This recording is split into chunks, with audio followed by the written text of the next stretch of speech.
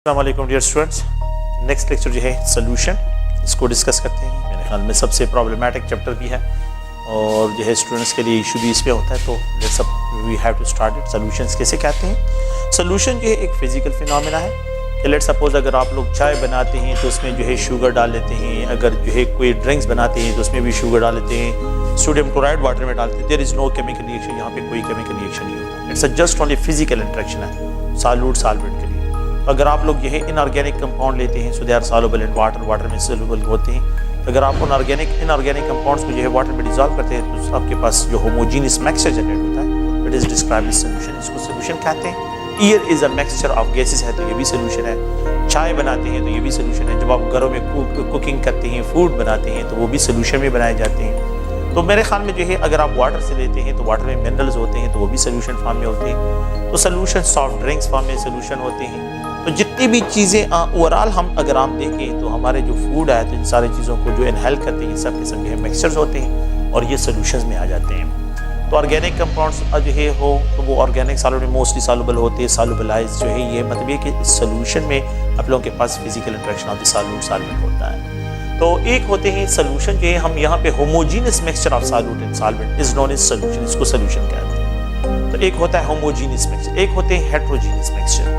तो heterogeneous mixture में कि आप लोगों के पास वो मिक्सचर हो जिसमें सॉल्यूट और सॉल्वेंट डिफरेंट फेज में हो, डिफरेंट स्टेट में हो, तो उसको हम हेट्रोजीनियस मिक्सचर कहते हैं। और जिसमें सॉल्यूट और सॉल्वेंट सिंगल फेज में हो तो उसको हम ट्रू सॉल्यूशन से डिस्क्राइब करते हैं। ट्रू सॉल्यूशन जो है अगर आप लोग देखें तो सोडियम क्लोराइड को वाटर में डाल दें ये ट्रू सॉल्यूशन है। अगर आप शुगर को वाटर में डाल देते तो बिल्कुल जो है क्लियर सॉल्यूशन बन जाते तो ये ट्रू सॉल्यूशन है। तो ऐसे सब्सटेंसेस जिसको वाटर में डिसॉल्व करे, सॉल्वेंट में डिसॉल्व करे, वो बिल्कुल होमोजेनाइज हो जाए, बिल्कुल सॉल्वेंट के जो है एक ही फेज में आ जाए, उसको जो है हम क्या रिप्रेजेंट करते हैं? ट्रू सॉल्यूशन से एक्सप्रेस करते हैं। हम जनरली जो है कि यहाँ पे जो मिक्सचर्स होते हैं उनकी जो प्रॉपर्टीज हैं उसमें लेट्स सपोज पहला जो है ये कि अगर मेरे पास एक कंटेनर हो और उस कंटेनर में जो है मैं शुगर के क्रिस्टल लेता हूँ, ये शुगर है, ये शुगर के पार्टिकल्स हैं, शुगर सॉलिड स्टेट में, और मैं यहाँ पे एक दूसरा कंटेनर लेता हूँ और उस कंटेनर में जो है मेरे पास जो है क्या हो, सोडियम क्लोराइड के क्रिस्टल्स हो, सोडियम क्लोराइड के क्रिस्टल्स हो। इन दोनों कंटेनर को अगर मैं क्या करता हूँ, इसमें जो है डाल देता हूँ, मिक्स कर लेता हूँ, तो अगर आप लोग देखें यहाँ पे जो है मेरे पास एक कोर्स टेक्सचर आ जाएगा, सॉलिड इनटू सॉलिड सॉल्यूशन। ये सोडियम क्लोराइड है, ये क्या है? Sodium chloride. और इसमें जो है ये अगर आप लोग देखें तो शुगर के कंपोनेंट्स प्रेजेंट होंगे। मैंने इसको डिसॉल्व नहीं किया, ये जो है सिर्फ क्या हो गया है, मैंने सॉलिड इनटू सॉलिड मिक्सचर बना लिया। इसको कोर्स टेक्सचर भी कहते हैं। साल्ट और शुगर का जो है मिक्सचर होता है सॉलिड इनटू सॉलिड। ये भी सॉलिड स्टेट में है और ये भी सॉलिड स्टेट में है, तो शुगर दोनों का मिक्सचर जो है ये कोर्स टेक्सचर है और इसको जो है ये भी मिक्सचर जो है हम डिस्क्राइब करते हैं। तो यहाँ पे देयर नॉन रिएक्टिंग, एक दूसरे के साथ रिएक्टिंग। तो सोल्यूशन में मस्ट है कि सॉल्यूट और सॉल्वेंट एक दूसरे के साथ केमिकली कंबाइन नहीं, केमिकल रिएक्ट नहीं करेंगे। There must there will be a physical phenomena. एक होते हैं सस्पेंशन। अगर मैं क्या करता हूँ, क्ले लेता हूँ, लेट्स सपोज ये क्ले मेरे पास वाटर है, यहाँ पे क्या है? वाटर, इसमें वाटर है और मैं इसमें क्ले क्ले क्या करते हैं? मिट्टी इसमें डाल देते हैं या जो है क्ले इसमें डाल देता हूँ। तो क्ले को अगर मैं डाल देता हूँ तो ये क्ले के पार्टिकल्स क्या है? ये जो है इसमें सस्पेंशन होते हैं। फिर इसको जो है शेक करता हूँ तो ये इसमें सस्पेंड, लेकिन इसको अगर मैं छोड़ देता हूँ तो कुछ टाइम के बाद ये सेटल डाउन हो जाते हैं। तो आफ्टर सम टाइम जो है क्या होते हैं कि ये जो क्ले के पार्टिकल्स होते हैं ये नीचे जो है सेटल डाउन हो जाते हैं, इनकी जो है ये प्रेसिपिटेट हो जाते हैं। तो ये प्रेसिपिटेट हो जाते हैं और यहाँ पे वाटर का लिया भी है।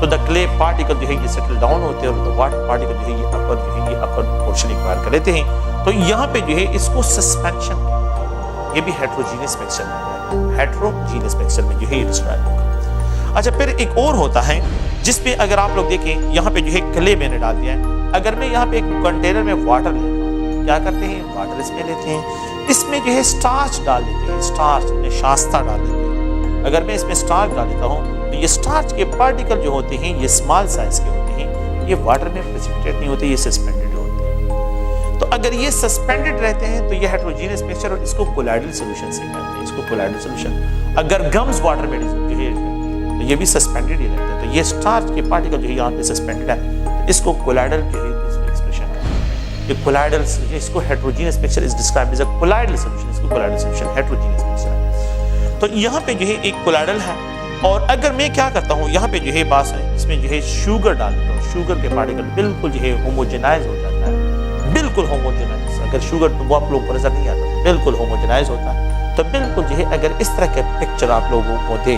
आप इस पे जो है सालूट डाल दे, बिल्कुल क्लियर कट सोल्यूशन आपको मिल जाए। इट इज डिस्क्राइब, इसको हम क्या कहते हैं, ट्रू सोल्यूशन कहते हैं, होमोजीनियस मिक्सचर कहते हैं। तो सोडियम क्लोराइड को अगर आप वाटर में डाल दें, शुगर को वाटर में डाल दें, तो अगर शुगर को आप वाटर में डाल दें या सोडियम क्लोराइड को वाटर में डाल देते हैं तो दे प्रोड्यूसेस अ क्लियर सोल्यूशन। ये क्या करते हैं, क्लियर सोल्यूशन जो है यहाँ पे प्रोड्यूस करते हैं। तो इसमें अगर आप लोग देखें तो यहाँ पे आप लोगों के पास 4 डिफरेंट टाइप्स ऑफ जो है मिक्सचर जो है यहाँ पे मैंने डिस्कशन इसमें की है। ट्रू सोल्यूशन है, एक कोलाइडल सोल्यूशन है, एक सस्पेंशन है, कोर्स। ये हमारे लिए इतने इंपॉर्टेंट, इनकी इंपॉर्टेंस हमारे लिए नहीं है। इन 2 सोल्यूशन को हमने डिस्कस करना है, ये हमारे लिए इंपॉर्टेंट है और उनकी केमिस्ट्री को जो है हमने डिस्कशन करना। एक होते हैं ट्रू सोल्यूशन। ट्रू सोल्यूशन वो होते हैं जिसमें सालूट और सॉल्वेंट पार्टिकल जो है वन फेज में आते हैं, जिसमें सालूट और सॉल्वेंट सिंगल फेज में आते हैं। तो पार्टिकल का साइज अगर 1 एंगस्ट्रम और 10 एंगस्ट्रम के रेंज में हो, 1 एंगस्ट्रम से अबव हो, 10 एंगस्ट्रम के बिलो हो, तो इस तरह के पार्टिकल्स को हम जो है जो सोल्यूशन बनाते हैं इसको हम क्या कहते हैं, ट्रू सोल्यूशन से डिस्क्राइब करते हैं। तो अगर आप देखिए यहाँ पे पार्टिकल साइज बहुत कम है, यहाँ पे मैंने लिखा है तो ये पार्टिकल साइज इंक्रीज हो रहा है, 10 एंगस्ट्रम से बिलो हो, और 10 एंगस्ट्रम से बिलो हो और 1 एंगस्ट्रम से बिलो हो, तो इसी सोल्यूशन को हम ट्रू सोल्यूशन कहते हैं। और जिसमें 10 एंगस्ट्रम से अबव हो और 2000 एंगस्ट्रम से बिलो हो, इससे बिलो रेंज में हो, तो उसको जो है हम कोलाइडल सोल्यूशन कहते हैं।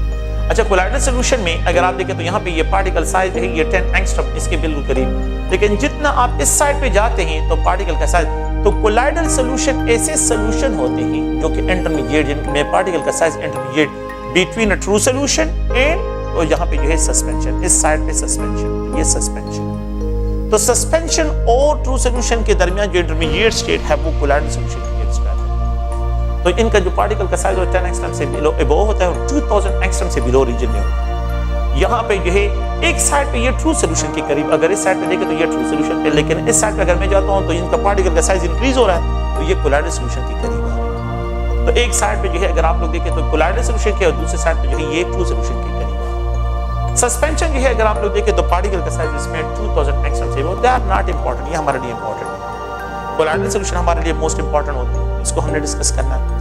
अच्छा, कोलाइडल सॉल्यूशंस क्या होते हैं? कोलाइडल सॉल्यूशन जो है आप लोगों के पास हेटेरोजीनियस मिक्सचर्स होते हैं। कोलाइडल सॉल्यूशन हेटेरोजीनियस मिक्सचर है। तो these are the heterogeneous mixture, जिसमें सॉल्यूट और सॉल्वेंट एक सिंगल फेज में ना हो, उसको हेटेरोजीनियस मिक्सचर कहते हैं। इसमें 2 फेजेस होते हैं, एक होता है डिस्पर्शन फेज होता है, डिस्पर्शन फेज, एक जो है डिस्पर्शन फेज है, और एक होता है डिस्पर्शन मीडियम होता है, डिस्पर्शन मीडियम।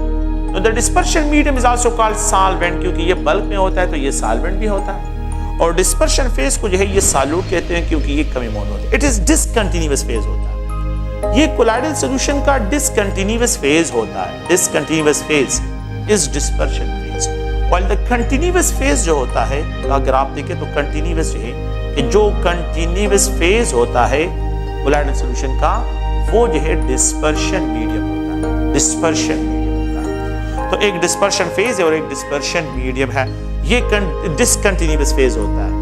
और ये जो डिस्पर्शन मीडियम होता है ये कंटिन्यूअस फेज होता है, ये कंटिन्यूअस फेज से इसको एक्सप्रेस करते हैं, इसकी एक्सप्रेशन करते हैं। लेट्स सपोज अगर मेरे पास ईयर है, इस रूम में ईयर है, तो ईयर जो है इस कंटिन्यूअस एक ही फेज है। लेकिन अगर मैं इसमें स्मोक डिस्पर्स कर देता हूं तो स्मोक क्या है, सॉलिड है, वो डिसकंटिन्यूअस फेज जनरेट करता है। एक पार्टिकल एक जगह पे, दूसरे पार्टिकल अदर पार्टिकल अदर, तो वो डिस्पर्स होंगे और डिसकंटिन्यूअस फेज में। लेकिन ईयर जो है वो क्या होगा, वो कंटिन्यूअस फेज में जो है यहाँ पे।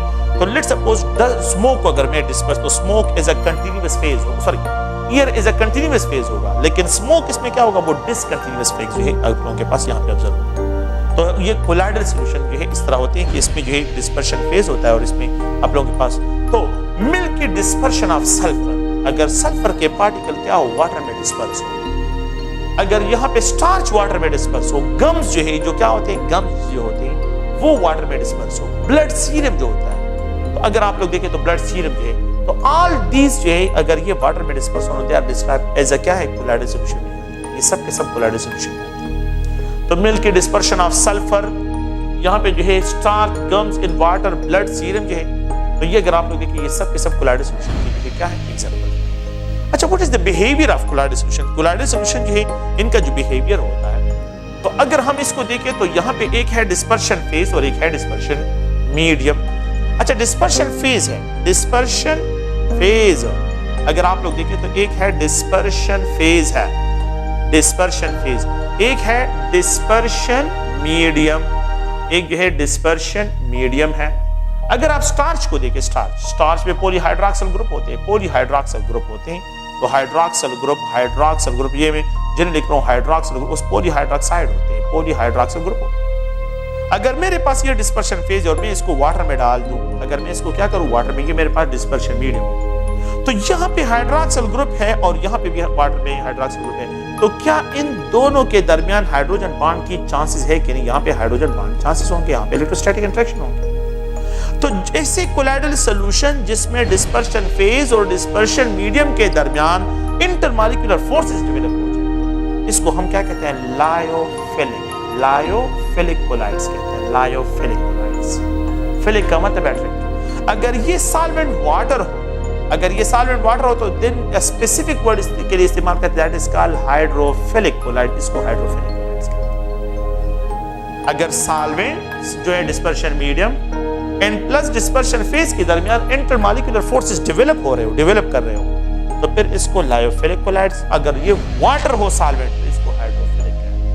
अगर ये अल्कोहल हो, अगर वाटर की जगह अल्कोहल हो, तो फिर इसको अल्कोहलिक, तो मतलब जो है मीथानोलिक होगा या जो है इथानोलिक कोलाइड्स इसको कहेंगे। लेकिन यहाँ पे हाइड्रोफिलिक, तो हाइड्रोफिलिक, अल्कोहलिक, तो अल्कोहल की तरफ अट्रैक्ट। तो मैं जनरली बात कर रहा हूँ कि हाइड्रोफिलिक कोलाइड जो है आप लोगों के पास, लायोफिलिक कोलाइड जो सॉल्वेंट और सॉल्वेंट डिस्पर्शन मीडियम और डिस्पर्शन फेज के दरमियान अगर इंटरमॉलिक्यूलर फोर्सेस डेवलप हो रहा हो, तो they are called hydrophilic colloids. और हाइड्रोफिलिक कोलाइड्स क्या होते हैं कि जब सॉल्वेंट जो है डिस्पर्शन फेज और डिस्पर्शन फेज के दरमियान और डिस्पर्शन मीडियम के दरमियान इंटरमॉलिक्यूलर फोर्सेस, तो it will provide stability to, ये कोलाइड को स्टेबिलिटी प्रोवाइड करता है। तो हाइड्रोफिलिक कोलाइड जो होते हैं ये स्टेबल होते हैं, और अगर आप इससे ये वाटर रिमूव करें, दोबारा वाटर इसमें ऐड करें, तो ये जो है आप लोग दोबारा रीजनरेट कर सकते हो। दिस टाइप ऑफ कोलाइड्स जो हाइड्रोफिलिक होते हैं वो रिवर्सिबल कोलाइड्स भी होते हैं। Reversible colloids, lyophilic colloids are also called reversible colloid. ये स्टेबल भी होते हैं, और ये रिवर्सिबल भी होते हैं। लेकिन if there is no interaction, intermolecular forces develop between a colloidal particle and water, colloidal particle और सॉल्वेंट के दरमियान कोई इंटरमॉलिक्यूलर फोर्सेस डेवलप नहीं हो रहे हो, तो फिर इसको हम क्या कहते हैं? लायोफोबिक कोलाइड्स कहते हैं। अगर ये वाटर हो, तो फिर इसको हाइड्रोफोबिक कोलाइड्स कहते हैं, हाइड्रोफोबिक कोलाइड्स। तो यहाँ पे लेट्स सपोज अगर मेरे पास फेट्स हो, तो फेट्स वाटर के साथ इंटरमॉलिक्यूलर फोर्सेस डेवलप करते? बिल्कुल नहीं करते। There is no intermolecular forces develop between water and fats, that's why they are called hydrophobic. ये वाटर हेटिंग है, वाटर रिपेलेंट, तो इनको हम लायोफोबिक कोलाइड। तो सच टाइप ऑफ कोलाइड जो होते हैं, जो हाइड्रोफोबिक होते हैं, दे आर अनस्टेबल, ये अनस्टेबल होते हैं। ये क्या है? अनस्टेबल है। And they are also described as irreversible colloid. इनको इरिवर्सिबल कोलाइड्स कहते हैं। लेट्स सपोज अगर आप मिल्क को बॉयल करें और उस पे फेट्स आ जाए, तो ये इम्पॉसिबल है कि ये फेट्स दोबारा इस वाटर में डिसॉल्व होके चले जाए, बस ये हमेशा पड़े रहेंगे। आपने इसको रिमूव करना है, इम्पॉसिबल है। तो ये जो है अगर आप लोग देखें, तो ये कोलाइडल पार्टिकल्स को जो है यहाँ पे इसमें, अच्छा बिहेवियर ऑफ कोलाइड्स किस चीज पे डिपेंड करता है? Size of the colloid particle. Size of the colloid particle जितना स्मॉल होगा, इसका behaviour interaction with the solvent ज्यादा होगा और इसकी स्टेबिलिटी ज्यादा होगी। Second point, the shape. Colloidal particle जो है जितना इरेगुलर शेप का होगा, एक रेगुलर शेप के होते हैं, एक इरेगुलर शेप होती है। अगर ये रेगुलर शेप का होगा, तो फिर सॉल्वेंट मॉलिक्यूल के शेप की तरह होगा, तो फिर इसके साथ सॉलिड मॉलिक्यूल प्रॉपर्ली कोलाइड होंगे और इसको जो है स्टेबिलिटी प्रोवाइड करेंगे। In the third one, the charge. Colloidal particle पे जितना ज्यादा चार्ज डेंसिटी ज्यादा होगी, तो इसके साथ सॉल्वेंट मैक्सिमम इंटरेक्शन करेगा, जितना ज्यादा इसके साथ इंटरेक्शन करेगा, इसको स्टेबिलिटी मिलेगी। तो ये इसके बिहेवियर ऑफ द कोलाइड्स पे। तो द बिहेवियर ऑफ कोलाइड जो है इसकी स्टेबिलिटी, तो ये साइज पे, शेप पे और चार्ज डेंसिटी पे क्या करते हैं? डिपेंड करते हैं। तो दो किस्म के कोलाइड्स होते हैं, एक रिवर्सिबल होते हैं और एक इरिवर्सिबल। जो हाइड्रोफोबिक होते हैं वो इरिवर्सिबल कोलाइड्स होते हैं। फेट्स वाटर में डिसॉल्व हो, बेंजीन वाटर में अगर प्रेजेंट हो, तो ये जो है हाइड्रोफोबिक होते हैं। और जो हाइड्रोफिलिक कोलाइड्स है, they are also described as a reversible colloids. इनको हम क्या कहते हैं? रिवर्सिबल कोलाइड से डिस्क्राइब करते हैं। तो कोलाइडल सॉल्यूशन की जो है, ये जो बाकी बातें हैं कोलाइडल सॉल्यूशन की, ये इस चैप्टर के एंड में जो है मैंने क्या करी वहां पे एक्सप्लेन करी। तो अगर आप लोग देखें, तो ये कोलाइडल सॉल्यूशन की एक जनरल जो है क्या है, यहाँ पे स्केच जो है यहाँ पे अगर आप लोग देखें, तो कोलाइडल सॉल्यूशन जो है, कोलाइडल सॉल्यूशन की ये जनरल क्या है जनरल जो है ये इनकी प्रॉपर्टीज को हमने जो है यहाँ पे इसके लास्ट में जो है मैंने इस चैप्टर पे जो है बिल्कुल लास्ट में इसकी जो प्रॉपर्टीज है प्रॉपर्ली वो एक्सप्लेन करनी है, तो जितनी भी है वो वहां पे डिस्कशन होगी। नेक्स्ट जो है अगर आप लोग देखें, लेट्स सपोज अगर मैं यहाँ पे ये सोडियम क्लोराइड है, सोडियम क्लोराइड, ये सोडियम क्लोराइड है, ये पोलर कंपाउंड है और वाटर भी पोलर सॉल्वेंट है, तो ये वाटर इसमें जो है क्या कहते हैं, ये अगर वाटर इसमें डाल देते हैं तो ये सोडियम क्लोराइड को क्या कहते हैं, डिसॉल्व करते जाते हैं। क्यों? क्योंकि ये वाटर पोलर है और आप लोगों ने पढ़ा होगा कि लाइक डिसॉल्व लाइक, तो ये यहाँ से इसको डिटेच करता है और यहाँ पे ये sodium ion is surrounded by water molecule, इसको सराउंड कर लेते हैं and there is electrostatic interaction develop between water molecule and this sodium ion. इन दोनों के दरमियान एक इलेक्ट्रोस्टैटिक इंटरेक्शन डेवलप हो जाता है, इलेक्ट्रोस्टैटिक इंटरेक्शन डेवलप हो जाता है। There is electrostatic interaction develop between the water molecule in water molecule में, और इस आयन में जो है क्या होगा, यहाँ पे जो है इलेक्ट्रोस्टैटिक इंटरेक्शन डेवलप हो जाएगा। और इसी तरह जो है ये क्लोराइड आयन को जो है क्या कहते हैं, सेपरेट कर लेते हैं और फिर वाटर मॉलिक्यूल का जो है ये जो पार्शियल पॉजिटिव पार्ट है ये इसकी तरफ इलेक्ट्रोस्टैटिक इंटरेक्शन जो है डेवलप करता है। तो ये जो है इस तरह डिसॉल्व होता जाता है। तो प्लीज आप लोग देखें कि यहाँ पे जो है वाटर का जब ये इसको डिटेच कर लेता है तो फिर वाटर का दूसरा पार्ट जो पार्शियल पॉजिटिव है वो इस इलेक्ट्रोनेगेटिव एटम की तरफ आता है और इसको यहाँ से लेटेस्ट साइड से डिटेच करता है। इसको क्या कहते हैं, यहाँ से लेटेस्ट साइड से इसको डिटेच करता है और फिर उसके बाद इसको हाइड्रेट कर लेता है, फिर उसके बाद इसकी हाइड्रेशन होती है, यहाँ पे इलेक्ट्रोस्टैटिक इंटरेक्शन डेवलप होता है। ये सॉल्यूट पार्टिकल है, ये सॉल्यूट पार्टिकल है। When a solute particle is surrounded by the solid molecule, the process is known as solvation. अगर ये वाटर हो सॉल्वेंट तो then the process is known as hydration. इस फिनोमेना को हाइड्रेशन कहते हैं। We know that like dissolve like ये जो है like dissolve like polar compound will prefer to soluble in polar solvent, while the non-polar compound will prefer to soluble in non-polar solvent.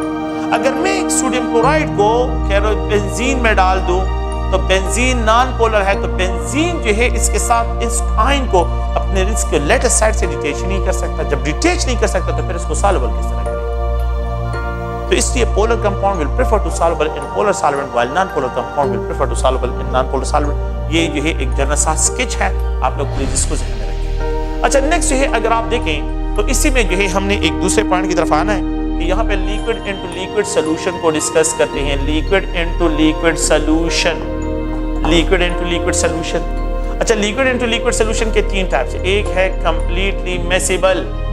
अच्छा completely miscible जितने हैं तो इसको मैंने जो है राउट्स लॉ में एक्सप्लेन करने हैं। कंप्लीटली मिसिबल 3 टाइप्स होते हैं और इसको मैंने राउट्स लॉ में एक्सप्लेन करना है, तो राउट्स लॉ में जो है इसको एक्सप्लेन करेंगे, ठीक है, राउट्स लॉ में। तो राउट्स लॉ के साथ जो है इनको मैंने एक्सप्लेन करना है। कंप्लीटली मिसिबल में अगर आप लोग देखें तो मीथानोल वाटर सिस्टम जो है, ये मीथानोल वाटर इथानोल वाटर सिस्टम ये कंप्लीटली मिसिबल है।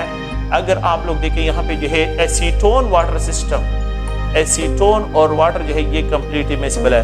प्राइमरी एमाइन जो होते हैं वाटर में कंप्लीटली मिसिबल होते हैं। प्राइमरी एमाइन, ये प्राइमरी एमाइन इसका मतलब है primary amine. Secondary amine water में जो है कंप्लीटली मिसिबल होते हैं, लेकिन टर्शियरी एमाइन जो है पार्शियली मिसिबल होते हैं।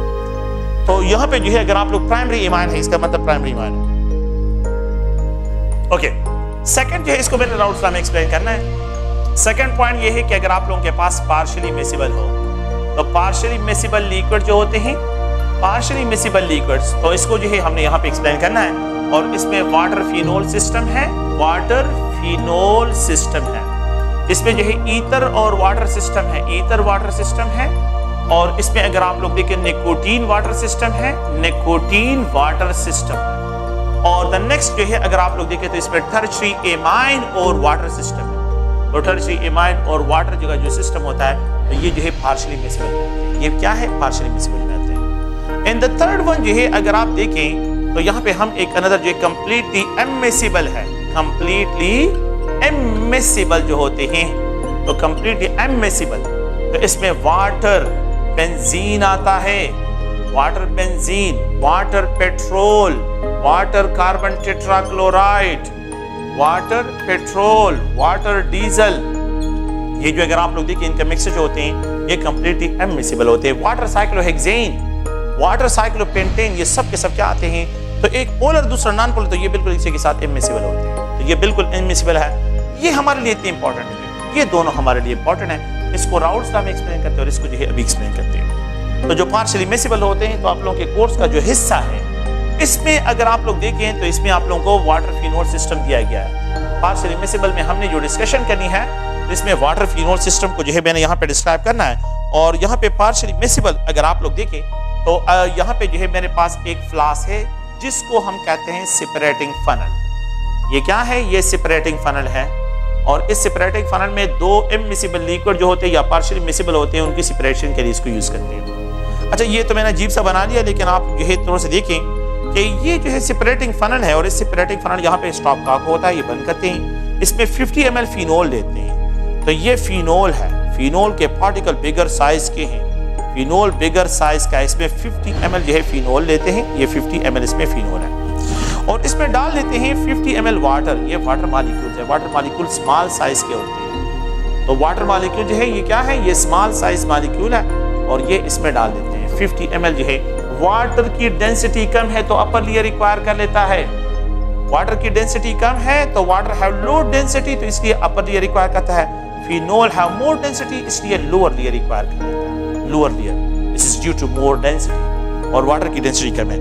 अब इसको क्या करते हैं? शेक करते हैं, तो जो है इस फ्लास्क को इस तरह पकड़ लेते हैं और इसको शेक करते हैं, खूब शेकिंग इसकी करते हैं कि एक दूसरे के साथ मिक्सअप हो जाए। तो यहाँ पे ये पार्शियल इमिसिबल है। फिर इसके बाद आफ्टर शेकिंग इसको छोड़ देते हैं, आफ्टर शेकिंग, शेक के बाद जो है इसको छोड़ देते हैं। तो आप लोग देखें यहाँ पे जो है ये फ्लास्क है और इस फ्लास्क को जो है आफ्टर शेक जो है जब हम छोड़ देते हैं तो अब इसमें फिर दो लेयर आ जाते हैं। एक लेयर ये है, यहाँ पे जो है अगर आप लोग देखें यहाँ पे ये वाटर है, यहाँ पे क्या है? ये वाटर है, वाटर का ये जो है वाटर है, ठीक है।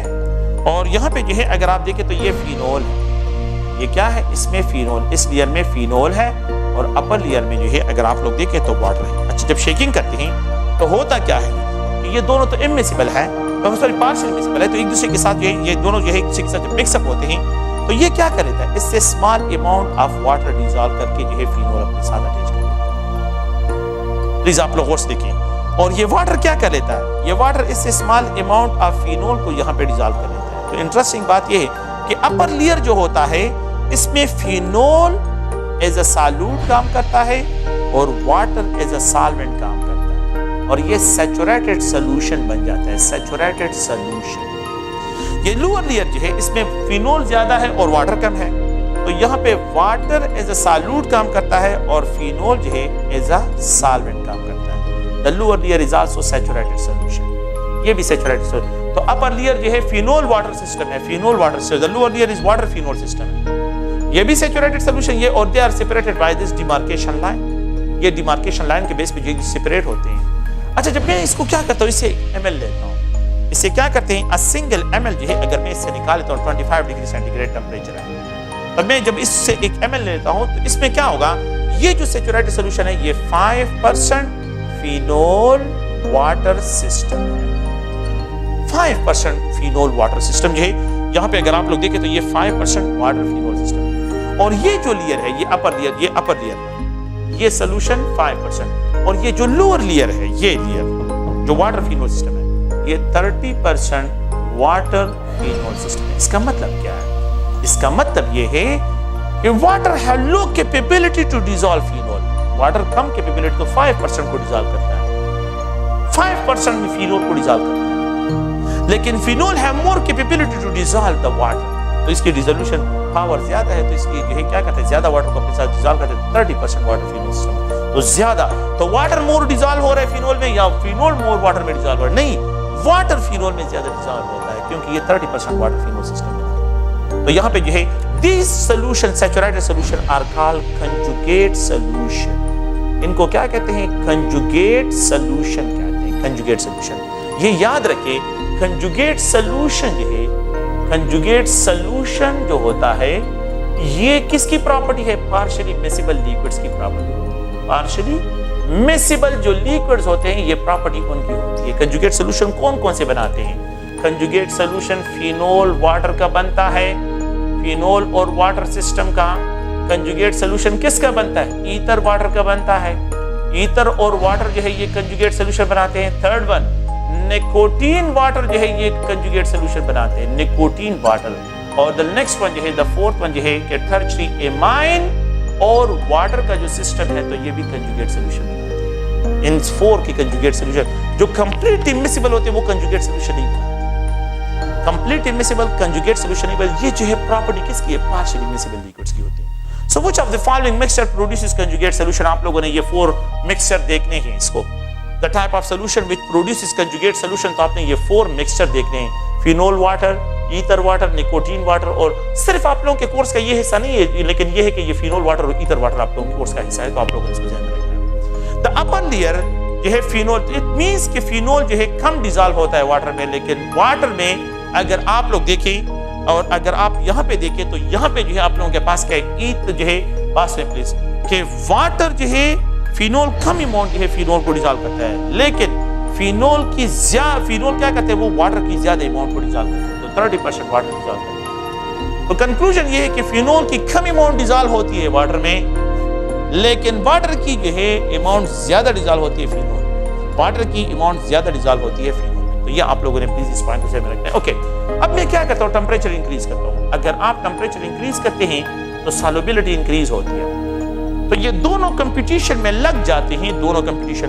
वाटर लग जाता है कि मैं more amount of the phenol को डिसॉल्व करूं, फिनोल लग जाता है कि मैं मोर वाटर को डिसॉल्व करूं, दोनों कंपटीशन में सॉल्यूशन लग जाते हैं।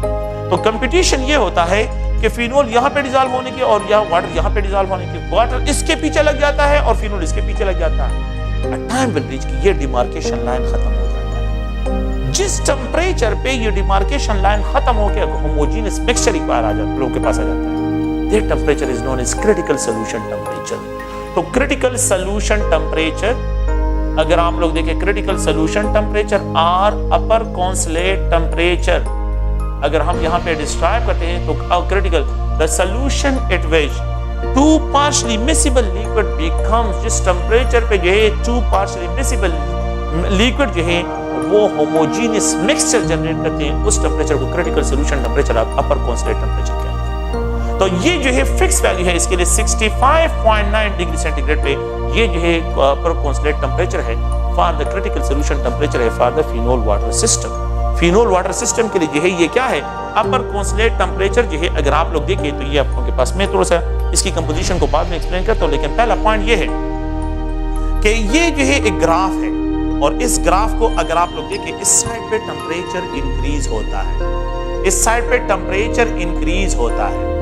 यहाँ पे जो है अगर आप लोग देखिए मैं इस तरह एक लाइन ड्रा कर रहा हूँ, ये एक लाइन है, इस लाइन में यहाँ पे जो है आप लोगों के पास ये डिमार्केशन लाइन है, ये फिनोल है, ये क्या है? ये फिनोल, ये जो है क्या है? इस साइड पे फिनोल है, ये फिनोल को एक्सप्रेस करता है। अगर आप देखें तो यहाँ पे जो है मैं ये एक्सप्रेशन करता हूँ कि ये वाटर को एक्सप्रेस करता है, इस साइड पे जो है ये वाटर एक्सप्रेशन है। ये डिमार्केशन लाइन जिसको मैंने अपर लेयर और लोअर लेयर की बात की है, मैं इसको एक ग्राफ के जरिए एक्सप्रेशन करता हूं। तो ये अगर आप देखें तो इस साइड पे ये वाटर है और यहाँ पे जो है ये क्या है? ये फिनोल है। आप लोग थोड़ा सा गौर से देखिए कि मैं क्या कहना चाहता हूँ। यहाँ पे जो है क्या होगा? इस लाइन को अगर आप इस स्पेस को देखें, इतना अमाउंट ऑफ वाटर, इतना amount of phenol, phenol water come, phenol ज्यादा।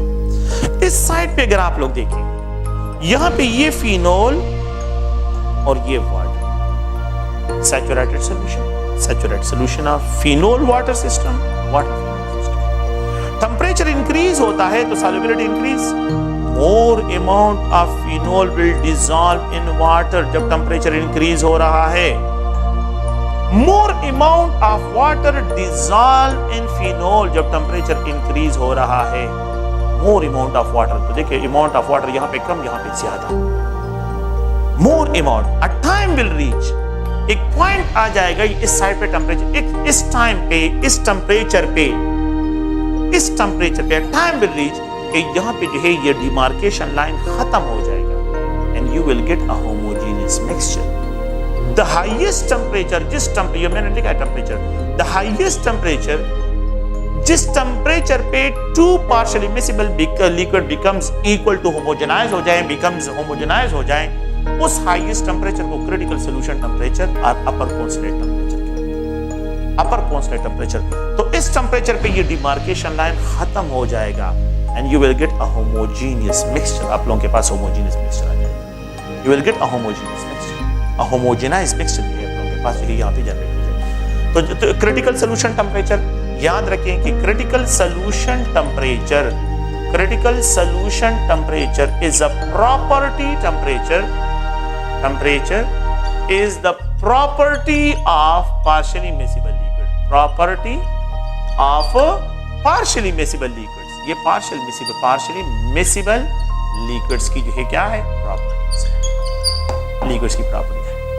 At this temperature पे जब आप इस mixture को जो homogeneous mixture आ जाता है, जिसमें water आप लोगों के पास present है, ये water है, homogeneous mixture है, और यहाँ पे जो है ये फिनोल है.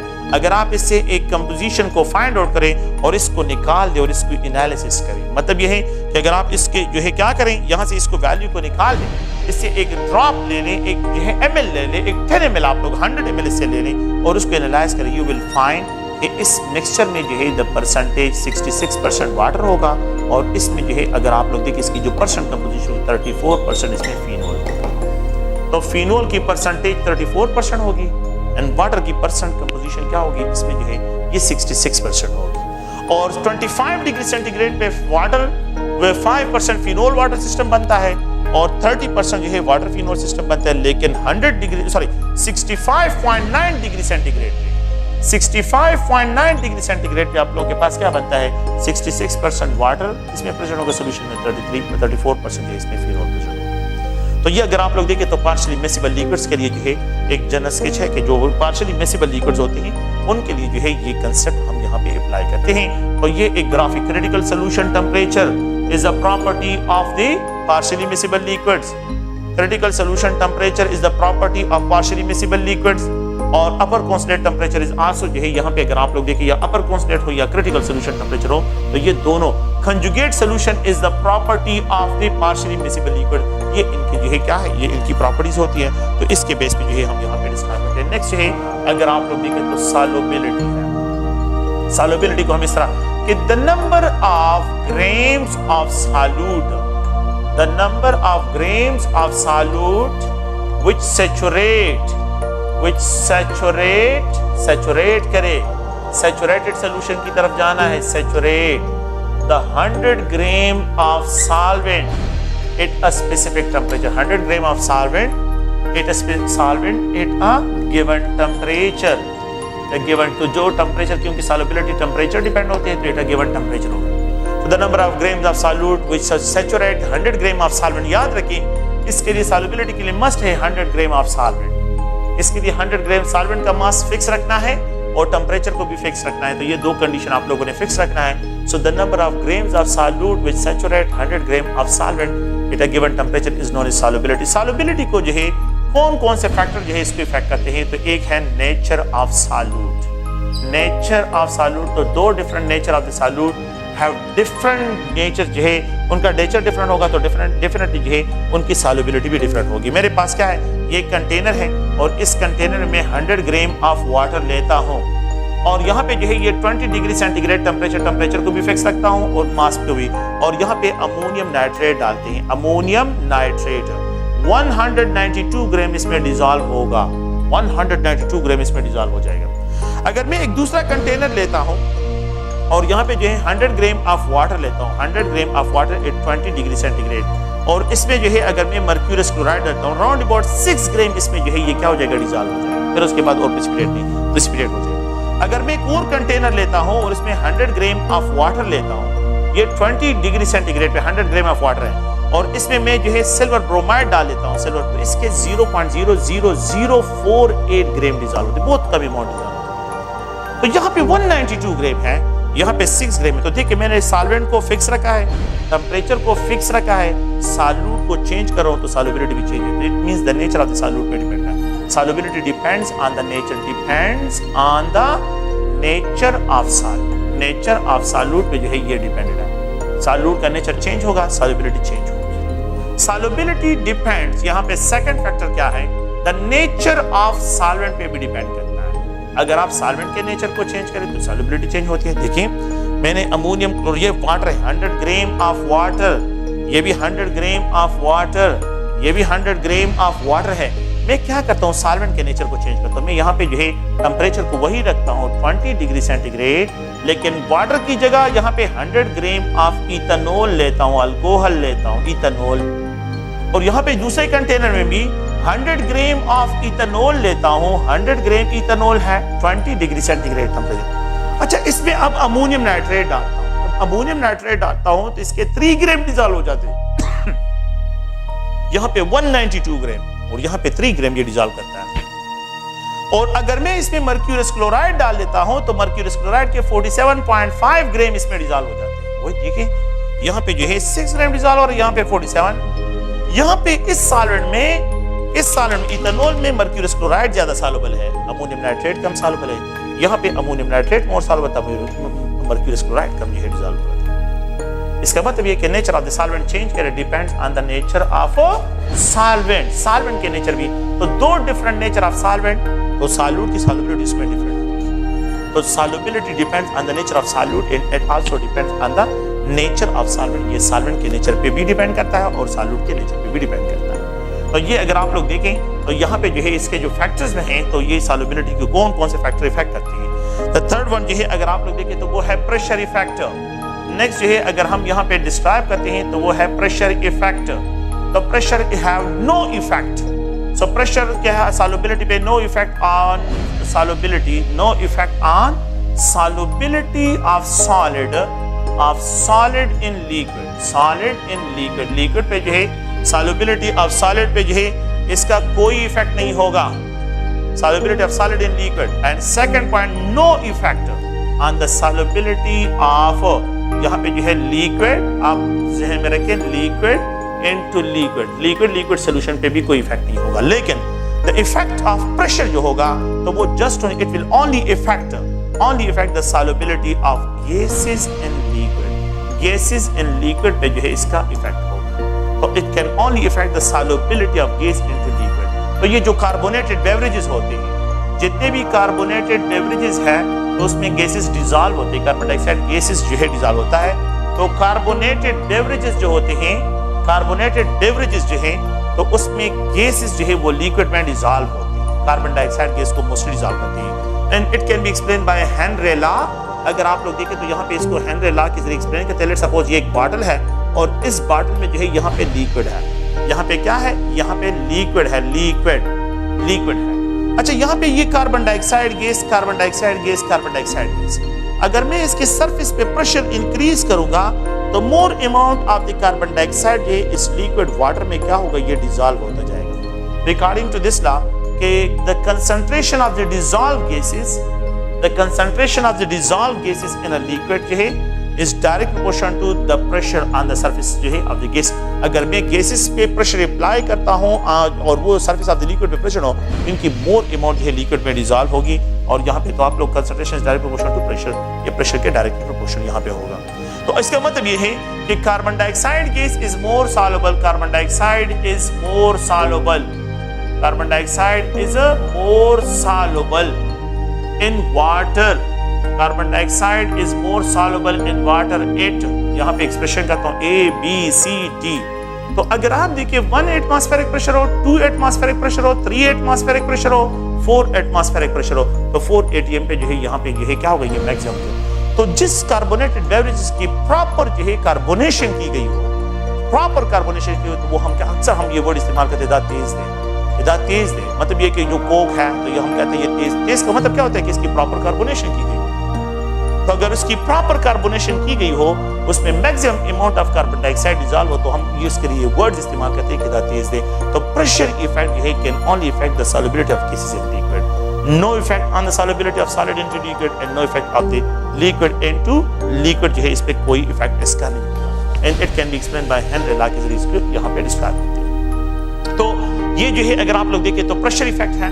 नेक्स्ट जो है अगर हम यहाँ पे एक अनदर जो है फैक्टर की तरफ आते हैं and that factor is known as temperature effect. ये सॉल्युबिलिटी जो है अगर आप लोग देखें तो टेम्परेचर इफेक्ट से इसको एक्सप्लेन करता हूँ। टेम्परेचर इफेक्ट जो है अगर हम देखें तो यहाँ पे टेम्परेचर पे जो है मुख्तलिफ फैक्टर्स हैं। ये एक जो है अगर आप देखें तो गैसेस इन लिक्विड, अगर लिक्विड जो है और गैसेस का मिक्सचर हो तो उस पर टेम्परेचर का क्या इफेक्ट होगा। सेकंड पॉइंट जो है यहाँ पे solid into the liquid, solid into liquid हो, यहाँ पे बहुत इंपॉर्टेंट पॉइंट ये है कि सॉलिड इनटू लिक्विड हो, तो ये बहुत इंटरेस्टिंग है। यहाँ पे enthalpy of the solution negative भी हो सकती है, enthalpy of the solution positive भी हो सकती है और एंथैल्पी ऑफ द सॉल्यूशन जो है एंथैल्पी मैं इसको एक्सप्रेस करता हूँ enthalpy of the solution negative भी हो सकती है, पॉजिटिव भी हो सकती है और जीरो भी हो सकती है, ठीक है। और बाज ऐसे होते हैं, ऐसे साल्ट्स होते हैं जिनके हाइड्रेट्स बनते हैं, तो उन पे भी आप लोगों ने जो है यहाँ पे उस पर डिस्कशन करी है कि जिन साल्ट्स के हाइड्रेट बनते हैं तो उस पर टेम्परेचर का क्या इफेक्ट होता है। तो अगर आप लोग देखिए आमतौर पे मैं जनरल एग्जांपल यहाँ पे कि गैसेस जो है ये मोर सॉल्युबल होते हैं जितना टेम्परेचर लो होगा, तो जितना कार्बोनेटेड बेवरेजेस जो होते हैं, ये जो बॉटल होते हैं, ये कोक होते हैं, जितना ये चिल होते हैं, ये मोर टेस्टी होते हैं, ये मोर टेस्टी होते हैं। तो जो टेस्ट होता है वो एक्चुअली जो है क्या होता है, जितना टेम्परेचर लो होता है तो इसमें maximum amount of carbon dioxide dissolve. जब टेम्परेचर इंक्रीज होगा तो कार्बन डाइऑक्साइड गैस है तो टेम्परेचर ज्यादा होगा, तो फिर ये गैसेस की सॉल्युबिलिटी कम होगी, बाहर आना शुरू हो जाएंगे। तो ये याद रखें कि गैसेस और लिक्विड की सॉल्युबिलिटी में जो फैक्टर है तो वो ये है कि gases are more soluble in the liquid at low temperature. तो यहाँ पे जो है सॉल्युबिलिटी और टेम्परेचर का जो है इन दोनों के लिए क्या है, गैसेस की बात कर रहा हूँ, गैसेस के। तो गैसेस अगर लिक्विड में डिसॉल्व होते हैं तो जितना आप टेम्परेचर इंक्रीज करें सॉल्युबिलिटी कम होगी, जितना लो टेम्परेचर होगा सॉल्युबिलिटी। तो carbon dioxide gas is more soluble in water at 1 A, B, C और यहाँ पे D इस तरह एक्सप्रेशन करता हूँ। अगर आप लोग देखें मैं यहाँ पे 10 जो है degree centigrade, 20 degree centigrade, 30 degree centigrade, 40 degree centigrade, तो जो मोर सॉल्युबल होगा तो 10 डिग्री, जितना लो टेम्परेचर होगा सॉल्युबिलिटी इसकी ज्यादा होगी। और जितना टेम्परेचर इंक्रीज होता जाता है solubility of the gas, there is an inverse relationship, इसके साथ इनवर्स रिलेशन है। अच्छा आप एक साल्ट लेते हैं, लिथियम कार्बोनेट है, लिथियम कार्बोनेट, और इसको वाटर में डाल दें तो ये जो है वाटर को हीट अप करता है। अगर आप क्या करते हैं पोटेशियम आयोडाइड लें और इसको वाटर में डाल दें तो ये वाटर को कूल करता है, वाटर का टेम्परेचर उसकी एनर्जी कंज्यूम करता है। और अगर आप सोडियम क्लोराइड को वाटर में डाल दें तो यहाँ पे टेम्परेचर एंथैल्पी में कोई चेंज नहीं आता। तो मेरी बात सुने, जो negative enthalpy of solution generate करते हैं टेम्परेचर इंक्रीज करने से इनकी सॉल्युबिलिटी डिक्रीज होती है। So there is a inverse relationship between solubility and temperature. जो पॉजिटिव एंथैल्पी होती है तो सॉल्युबिलिटी और टेम्परेचर का इनका डायरेक्ट रिलेशन है, जितना टेम्परेचर इंक्रीज होगा इनकी सॉल्युबिलिटी जो है इतनी इंक्रीज होगी। और जिनका enthalpy of the solution zero होता है तो टेम्परेचर हैव जीरो इफेक्ट, इनकी सॉल्युबिलिटी पे टेम्परेचर का बहुत कम चेंज है ये ऑब्जर्व करती है। तो यहाँ पे टेम्परेचर का इफेक्ट नहीं होगा, यहाँ पे टेम्परेचर सॉल्युबिलिटी का डायरेक्ट रिलेशन है और यहाँ पे टेम्परेचर सॉल्युबिलिटी का इनवर्स रिलेशन है। अच्छा जिन साल्ट्स के हाइड्रेट्स बनते हैं, जिन साल्ट्स के हाइड्रेट्स बनते हैं तो ये जो है कि दो किस्म के जो है यहाँ पे ये याद रखिए कि 2 टाइप्स जो है ये कर्व शो करते हैं। लेट्स सपोज जो है मैं यहाँ पे एक साइड पे सॉल्युबिलिटी है और इस साइड पे टेम्परेचर है, तो जिन साल्ट्स के यहाँ पे मैं सोडियम कार्बोनेट को लेता हूँ या सोडियम कार्बोनेट, तो ये टेम्परेचर इंक्रीज करने से इनकी सॉल्युबिलिटी इंक्रीज होती है। तो टेम्परेचर और सॉल्युबिलिटी में इनका डायरेक्ट है। तो जिन साल्ट्स के हाइड्रेट्स, तो लेट्स सपोज ये सोडियम कार्बोनेट 10 हाइड्रेटेड है, डेकाहाइड्रेटेड, हाईएस्ट हाइड्रेट इसका बन जाता है, डेकाहाइड्रेटेड ये बन जाता है। अगर ये क्या हो, अगर आप लोग देखें तो यहाँ पे जो है इसकी सॉल्युबिलिटी टेम्परेचर और सॉल्युबिलिटी जो है डायरेक्ट रिलेशन है, डेकाहाइड्रेट। लेकिन अगर इस टेम्परेचर के बाद जो है मैं इसको हीट करता हूँ तो फिर ये वाटर मॉलिक्यूल लॉस करते हैं तो इसकी सॉल्युबिलिटी फिर डिक्लाइन होना शुरू हो जाती है। तो ये डिसकंटिन्यूअस कर्व जो शो करती है। तो साल्ट विच शो क्या शो करते हैं, जो कि discontinuous, it means in salts के जो है हाइड्रेट्स बनते हैं। तो पहले जो है ये सॉल्युबिलिटी और टेम्परेचर का डायरेक्ट रिलेशन है, और जब हाईएस्ट हाइड्रेट बनता है 10 हाइड्रेट बन जाता है तो फिर इसके बाद टेम्परेचर इंक्रीज करने से इनकी वाटर मॉलिक्यूल लॉस करना शुरू करते हैं तो इनकी सॉल्युबिलिटी डिक्रीज होती है। तो पहले डायरेक्ट रिलेशन है और फिर इसके साथ क्या है, इनवर्स रिलेशन, ठीक है। तो ये अगर आप लोग देखें तो ये सॉल्युबिलिटी पे डिफरेंट फैक्टर्स है, जिसको आप लोग प्लीज है में रखें, बुक में जो है आसान से टॉपिक्स इसमें क्विज रखें। ओके, थैंक यू, शुक्रिया।